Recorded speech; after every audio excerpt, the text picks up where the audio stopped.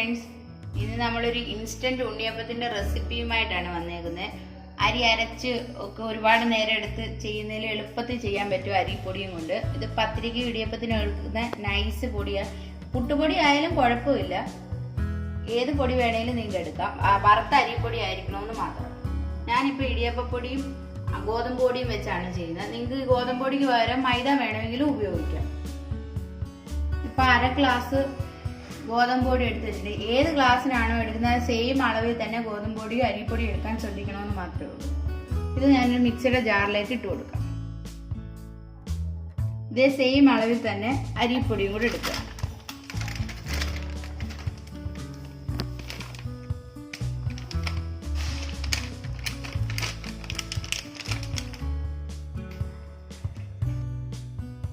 അര ഗ്ലാസ് അരിപ്പൊടിയും കൂടെ ഞാൻ ഇതിലൂടെ ഇട്ട് കൊടുക്കുകയാണ്.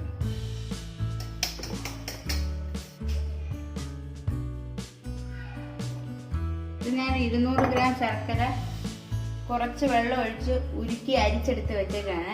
ഇതും കൂടെ നമുക്ക് 1/2 ഗ്ലാസ് ഒഴിച്ചു കൊടുക്കാം.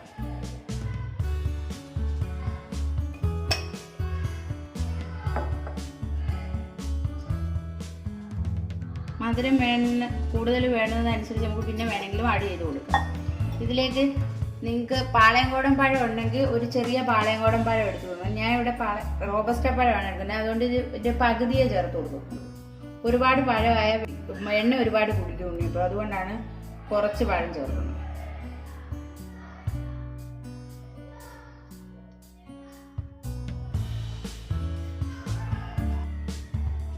ഇനി ഇതെല്ലാം കൂടെ മിക്സിയിലിട്ട് നല്ലപോലെ ഒന്ന് അരച്ചെടുക്കാം. ഞാനിവിടെ നല്ലപോലെ അരച്ചെടുത്തിട്ടുണ്ട്. ഇനി നമുക്കിതൊരു പാത്രത്തിലേക്ക് ഒഴിക്കും. എനിക്ക് ഈ പരുവം കിട്ടിയില്ലെങ്കിൽ കുറച്ച് വെള്ളവും കൂടെ ഒഴിച്ചു കൊടുക്കാനും കുഴപ്പമില്ല. പക്ഷേ ഇഡ്ലി മാവിൻ്റെ പരുവാകാവോ, അതിൽ കൂടി പോകരുത്. അങ്ങനെ ഉണ്ടെങ്കിൽ ഇത് ഉണ്ണിയപ്പച്ചട്ടിയിലോട്ട് ഒഴിക്കുമ്പോഴത്തേക്ക് അങ്ങ് പരന്നു പോകും.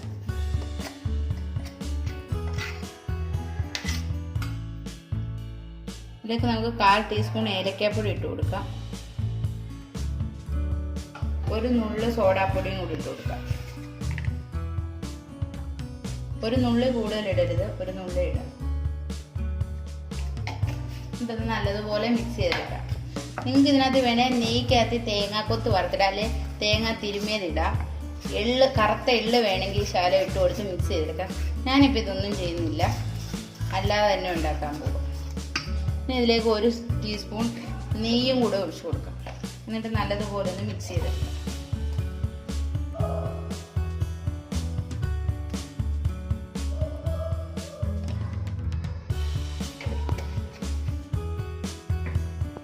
അതുപോലെ ഒന്ന് മിക്സ് ചെയ്തെടുക്കാം.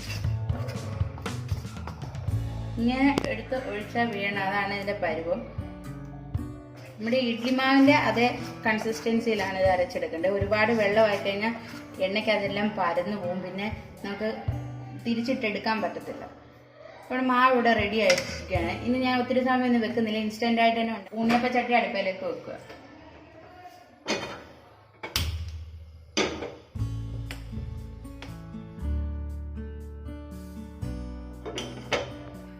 ചട്ടി ചൂടായിട്ടുണ്ട്. ഇതിലേക്ക് എണ്ണ ഒഴിച്ചു. ഈ കുഴിയിലെല്ലാം നിറച്ചൊഴിക്കരുത്, പകുതി 1/4 ഭാഗം ഒഴിക്കാവോ, അല്ലെങ്കിൽ മൊത്തം തെറിച്ച് വെളിയിൽ പോകും. ഞാനിപ്പോൾ സൺഫ്ലവർ ഓയിലാണ് ഉപയോഗിക്കുന്നത്, നിങ്ങൾക്ക് ഏത് ഓയിൽ വേണേലും ഉപയോഗിക്കാം. ഇത് നല്ലപോലെ ചൂടാകുന്ന വരെ വെയിറ്റ് ചെയ്യാം. നമ്മുടെ എണ്ണ ഇവിടെ ചൂടായിട്ടുണ്ട്.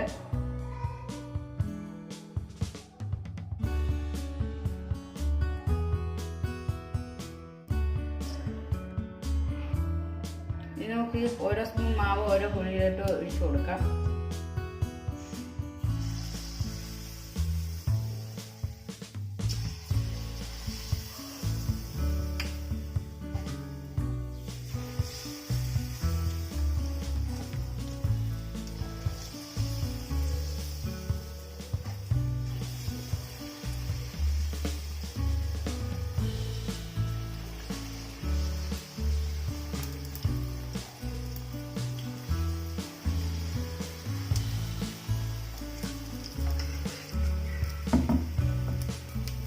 ഒരു സൈഡ് വേവുമ്പോൾ നമുക്ക് ഇതുപോലെ മറിച്ചിട്ട് കൊടുത്ത് 2 സൈഡ് അപ്പുറം ഇപ്പുറം ഇട്ടെടുത്ത് വേവിച്ചെടുക്കാം. മണ്ടഭാഗം കുക്കായിട്ട് തിരിച്ചിട്ട് കൊടുക്കാവോ, അല്ലെങ്കിൽ ഒലിച്ചിറങ്ങും.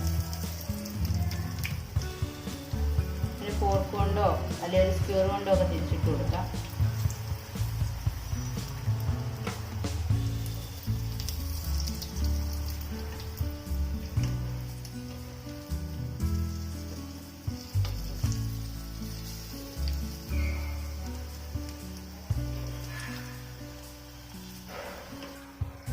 തിരിച്ചും മറിച്ചും ഇട്ട് നമുക്കിത് വേവിച്ചെടുക്കാം.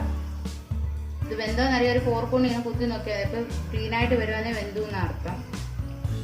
2 സൈഡും തിരിച്ചും മറിച്ചും ഇട്ടല്ലേ ഉള്ളു നല്ലപോലെ വേവത്തുള്ളൂ. നമ്മുടെ ഉണ്ണിയപ്പം ഇവിടെ റെഡി ആയിട്ടുണ്ട്. നമുക്ക് ഓരോന്നായിട്ട് കോരി എടുക്കാം.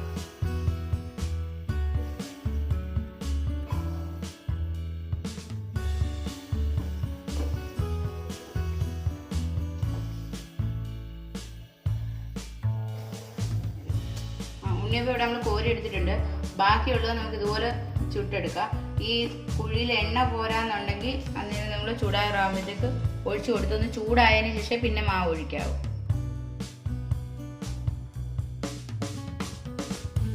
നമ്മുടെ ഉണ്ണിയപ്പം ഇവിടെ വറുത്തെടുത്തിട്ടുണ്ട്. നല്ല അധികം എണ്ണയൊന്നും കുടിച്ചിട്ടില്ല. നല്ല സോഫ്റ്റാണ്. ആകെ നല്ല ഇതായിട്ടിരിക്കണം. വഴ അധികം ചേർക്കാത്തതുകൊണ്ട് 3-4 ദിവസം ഇരിക്കുകയും ചെയ്യും, തേങ്ങയും ചേർക്കാത്തത് കൊണ്ട്. എല്ലാവരും ഇഷ്ടപ്പെട്ടുവെങ്കിൽ ട്രൈ ചെയ്ത് നോക്കണം. ഈ ഒരു അളവിനും 31 ഉണ്ണിയപ്പം കിട്ടിയിട്ടുണ്ട്. ചെറിയ ഉണ്ണിയപ്പക്കാരാണ്, അതുകൊണ്ടാണ് ഇത്ര എണ്ണം കിട്ടിയത്. വലിയ കുഴിയുള്ളവർക്കാണെങ്കിൽ കുറച്ചുകൂടെ എണ്ണം കുറയുമായിരിക്കും. എന്നാലും ഏകദേശം ഒരു 25-26 ഉണ്ണിയപ്പം കിട്ടും. അപ്പോൾ എല്ലാവരും ഇതൊന്ന് ട്രൈ ചെയ്ത് നോക്കണം. ഇഷ്ടപ്പെട്ടുവെങ്കിൽ കമൻറ്റുകൾ അറിയിക്കണം, ലൈക്ക് ചെയ്യണം, ഷെയർ ചെയ്യണം, സബ്സ്ക്രൈബ് ചെയ്യണം. വീണ്ടും നല്ലൊരു വീഡിയോയുമായി വരാം. Tata, bye bye.